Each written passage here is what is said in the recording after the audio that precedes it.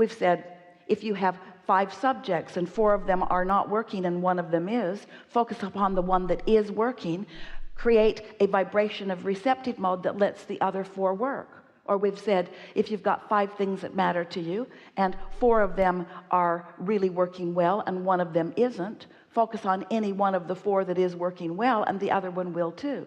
So that's been our encouragement. But you are one of the extreme exceptions to that encouragement, because you can't not think about this subject a great deal, because it is something that is another really big part of your life experience. So you have to be someone who is able to focus yourselves upon your desire. You can't get off the subject, so you've got to clarify this desire. You can't get off the subject, so you have to accept it like it really is. And we believe that we've come a long way already by not letting you scapegoat by saying, well, maybe it's this ridiculous thing, or maybe it's this ridiculous thing. It's not about any of those ridiculous things. It's about something really simple. You've got a desire that you spend more airtime focusing upon its opposite, which was the entire first words that we spoke to all of you today. That's what everybody's doing about everything that they want that isn't coming about. So you're not unique in that way.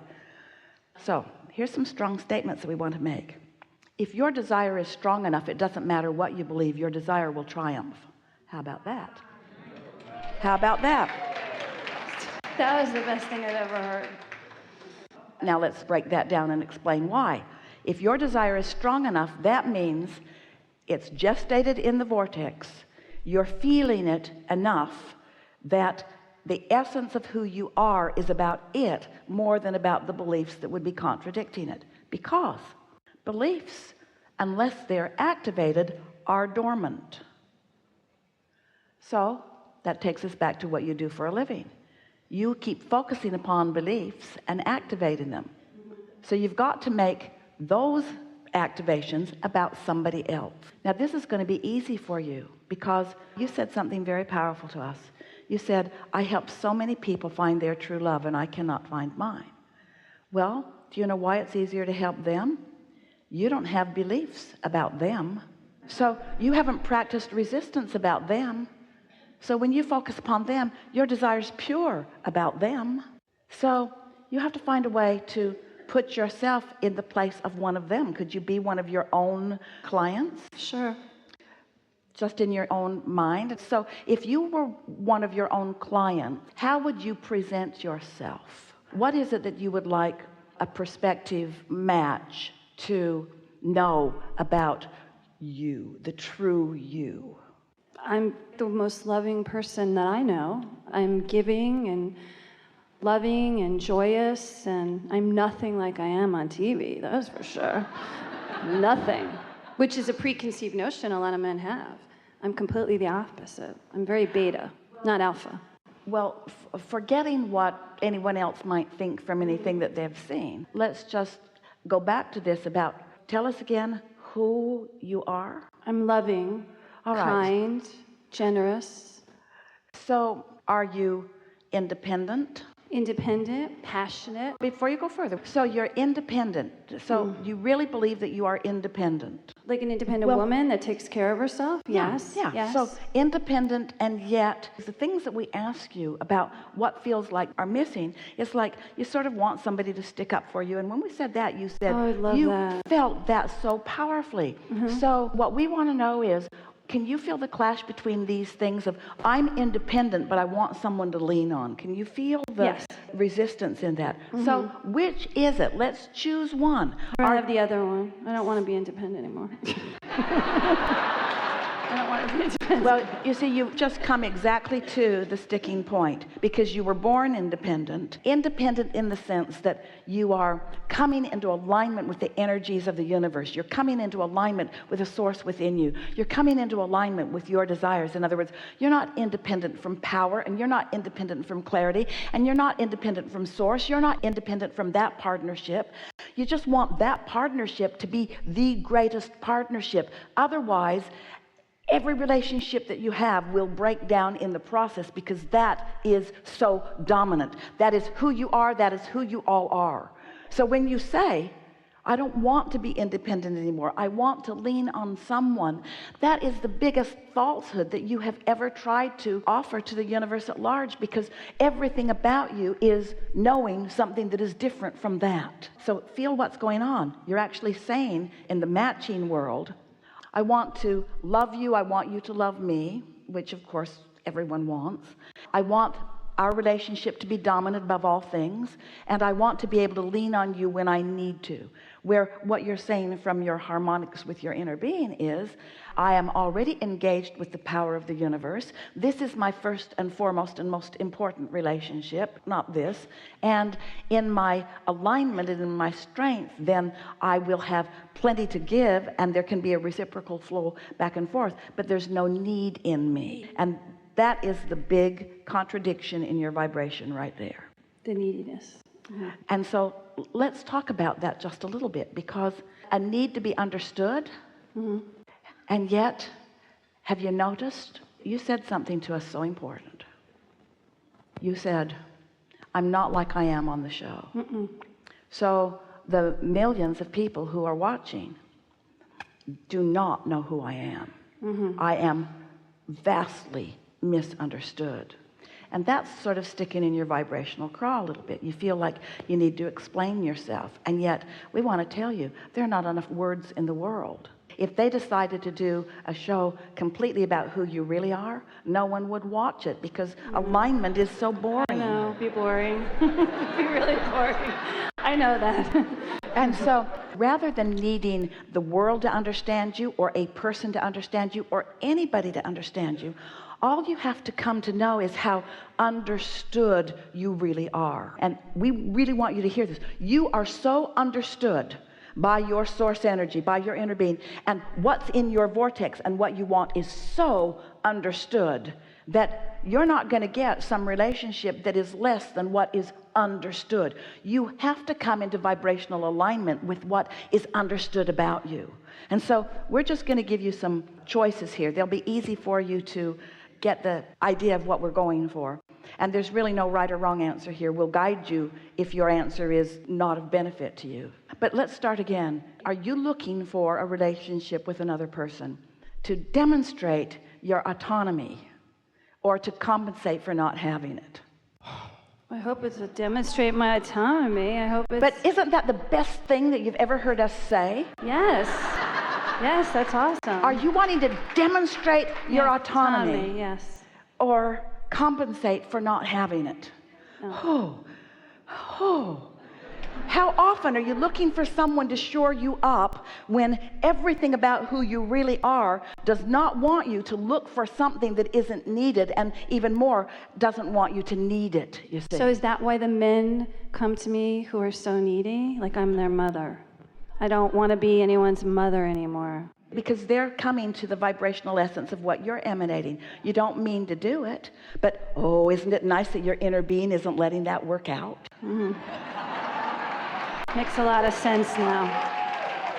That was a really good one, an easy one to answer. So what are you looking for in a relationship? Someone to focus upon so that the best of both of you can come out into the foreground to play with each other.